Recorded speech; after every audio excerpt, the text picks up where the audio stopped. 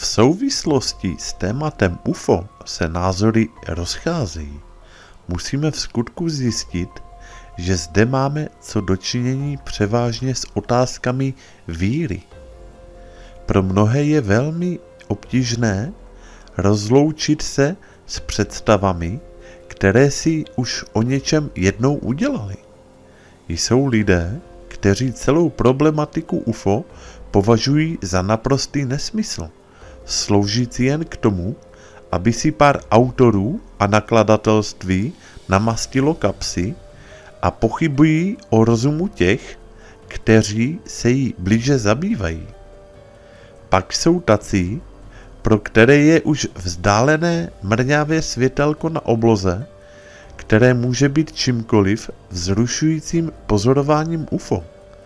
A mezi těmito dvěma skupinami existují ještě všemožné varianty.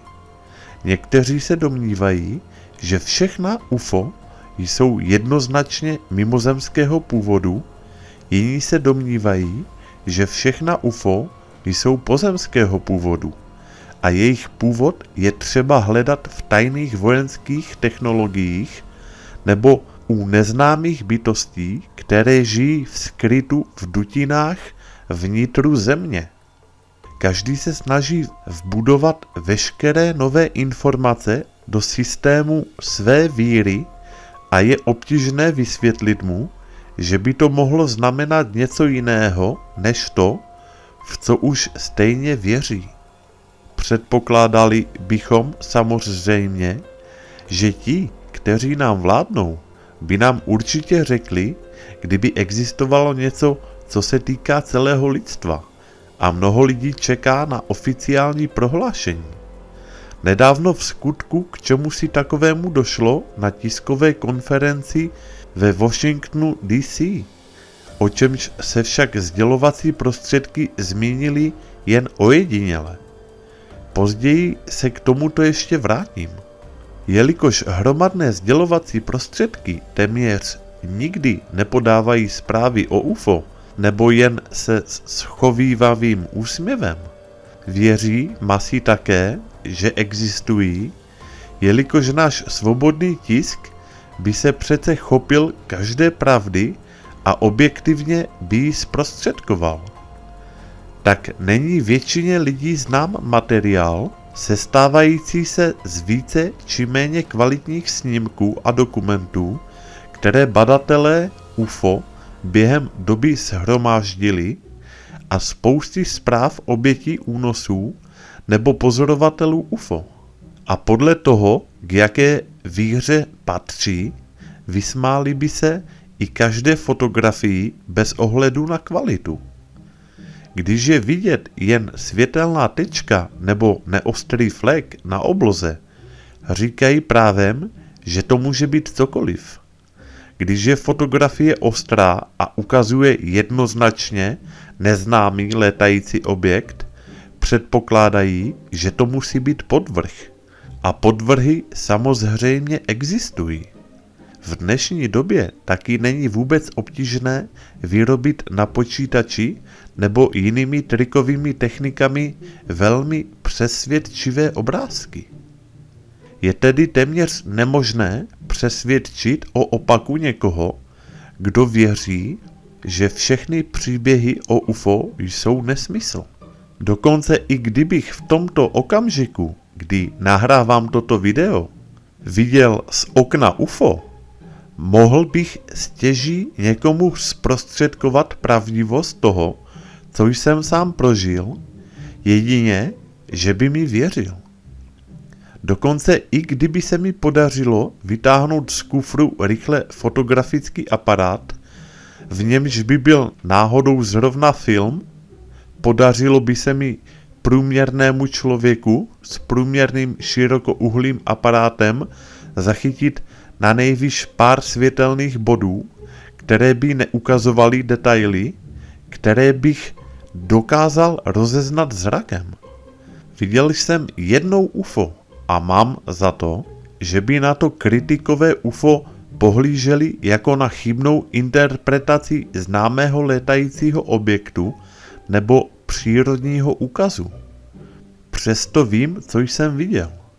Mohu popsat onu rudě oranžovou kouli, která se pohybovala pomalu přes celou oblohu, ale nemohu zprostředkovat dojem, který na mě učinila.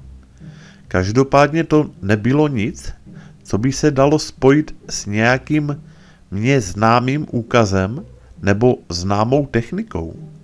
Kritici UFO snadno připisují svědkům UFO poruchy vnímání nebo halucinace, zakládající se na tom, co si člověk přeje vidět. Požádal bych vás tedy zauvažovat o vnímání. Co momentálně vidíte? A můžete z něčeho, co jen vidíte, ale nemůžete to blíže prozkoumat, činit závěry ohledně toho, z čeho je to vyrobeno. Například vidíte před sebou monitor, mobil nebo jiné zařízení, na kterém sledujete toto video. Můžete usuzovat, co je to za zařízení, na kterým jste si toto video pustili. Nepůsobí kovově, není tekutý, nenarostl přirozeným způsobem, mohl by to být papír, ale i možná nějaká jiná látka, která vypadá podobně. Vycházejte ale z toho, že pozorovateli UFO jsou známí pozemské letouny a kdyby viděl neznámý tajný letající přístroj pozemské produkce, mohl by možná říct, že vnější obal mohl klidně vzniknout za pomocí pozemské technologie, možná by viděl sváry nebo nity, broušené nebo lakované kovové součástky. Chtěl bych jen prostě ukázat, že naše vnímání je přece jen z toho zařadit docela dobře, docela hodně věcí během krátké doby. Předhazovat svědkovi UFO lehkomyslně stále jen to, že ho jeho vnímání nějak klamalo, nebo že si špatně vysvětlil něco úplně obyčejného, je tedy lehkověrným snižováním vnímání druhých lidí. Jistě existují všechny výše popsané případy podvrhy, chybně vysvětlované úkazy se zcela přirozeným vysvětlením. A kdo z nás už se někdy nedíval na obloze na jasně zářící Venuši a neříkal si, nepohnula se zrovna? Měli bychom se však mít na pozoru před absolutismy. Fenomén UFO se stává z různorodých událostí, které se všechny nedají zařadit do stejného šuplíku. Mohou klidně existovat i pozemské tajné projekty, které považujeme za mimozemské letouny. Na Zemi mohou klidně existovat neobjevené civilizace, jejichž objekty jsou pozorovány. Je ale klamný závěr říkat, že všechna UFO jsou pozemského původu, nebo že všechno jsou podvrhy, nebo že všechno je mimozemské. Musíme rozlišovat. Fenomén UFO je různorodý a každé unáhlené kategorizování je nebezpečné. Mnozí věří, že pravděpodobnost návštěv mimozemšťanů je krajně nepatrná kvůli ohromným vzdálenostem v kosmu, jelikož by i při rychlosti blížící se rychlosti světla potřebovali pořád ještě cestovat řadu let, nemluvně o fázích zrychlování a brždění. Měli bychom si však uvědomit, že předpoklad, že rychlost světla nelze překročit, je jen v současnosti uznávaná teze. V skutku již byly prováděny experimenty, při nichž byla rychlost světla překročena, přinejmenším při přenosu informací. Ale je mnohem důležitější otevřít se možnosti, že to, co dnes považujeme za technicky proveditelné, může být už za pár let zastaralé. Stejně jako názor před pár sty let, že něco, co je těžší než vzduch, nemůže nikdy létat, nebo že rychlost vyšší než 36 km za hodinu je smrtelná. Mimozemské civilizace mohou mít také zcela jiné technologie, například k zakřivení prostoru. To je v teoretické fyzice možné. Před nějakou dobou uveřejnil údajný spolupracovník americké vlády Bob Lazar něco o technologii, kterou údajně poznal v přísně tajné oblasti Area 51 v Nevadské poušti. Jestli všechno, co říká, souhlasí, nevím. A nevím ani, proč mohl zveřejnit údajně tajné informace, aniž by mu v tom bylo zabráněno. Ale každopádně nabízí zajímavý myšlenkový model. Říká, že havarované mimozemské letouny, které Američané v Area 51 zkoumali, necestují rychlostí světla, nýbrž využívají zakřivení prostoru. To se zakládá na poznatku, že silná gravitační pole zakřivují prostor. Lze například vidět hvězdy, které by vlastně musely být za sluncem. Enormním gravitačním polem slunce se však pohled dostává za slunce, respektive prostor kolem slunce se zakřivuje. Mimozemské vesmírné lodě mají využívat takové zakřivení prostoru. Je ovšem opravdu těžké vláčet s sebou pořád nějaké takové slunce k umožnění tohoto efektu. Existuje však v malém i velkém měřítku i gravitace v mnohem menší oblasti. Existuje jakási mikrogravitace, která udržuje elektrony na dráhách kolem atomových jader. Tato gravitační pole však nepřesahují rozměr atomu, takže se nedají využívat. Má však existovat látka zvaná prvek 115, která se vyskytuje na jiných planetách, jejíž gravitační pole přesahuje vlastní rozměr. Toho by se pak dalo, ať už s jakoukoliv technikou, využít k cílevědomému zakřivení prostoru.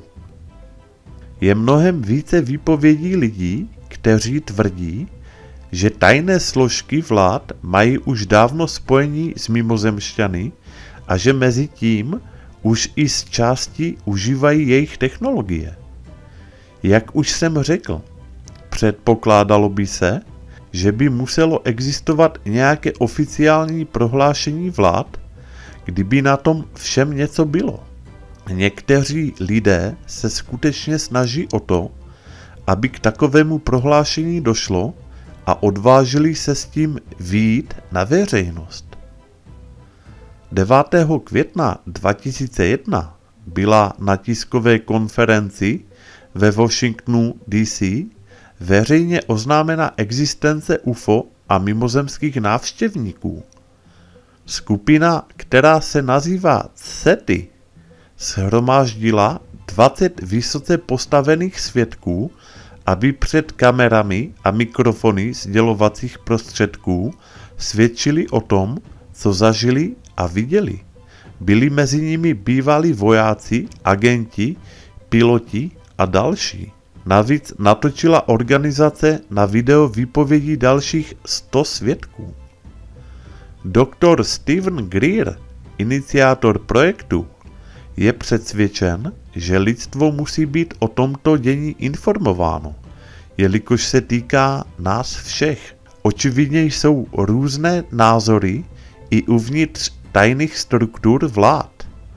Jedni se domnívají, že by se tyto věci měly nadále tajit. Druzí jsou toho názoru, že to patří na veřejnost. Tajné služby už po celá desetiletí údajně potlačují mimozemskou problematiku a cíleně se snaží zesměšňovat svědky UFO nebo na ně vyvíjet tlak, jelikož mají za to, že lidstvo není připraveno na to, aby se mu to oznámilo. Tyto struktury během více než 50 let stuhly a osamostatnili se, že ani nejvyšší členové vlád nevědí, jaké dohody existují mezi tajnými službami, vojenským průmyslovým komplexem a mimozemskými skupinami. Přesto se rok za rokem vydávají ohromné miliardové částky za černé projekty. Během úřadování Clintona už dr. Greer prezidenta informoval o děních, o nichž předpokládal, že ani nejvyšší hlava státu není tajnými službami o nich informovaná. Údajně informují šéfové CIA, NSA a jiných oddělení, které mají co dočinění s tajnými projekty, jen nováčky, o nichž předpokládají, že budou sticha. V našich zprávách jsme však toho doposud o tiskové konferenci 9. května mnohem neslyšeli. Bylo pár krátkých zpráv na CNN, BBC a tak dále. Na internetové stránce www.cseti.org se lze o projektu dozvědět víc. Tak a to je konec k tomuto videu. Já vám děkuji za pozornost, komu se video líbilo, tak díky za like a u dalších videí naslyšenou.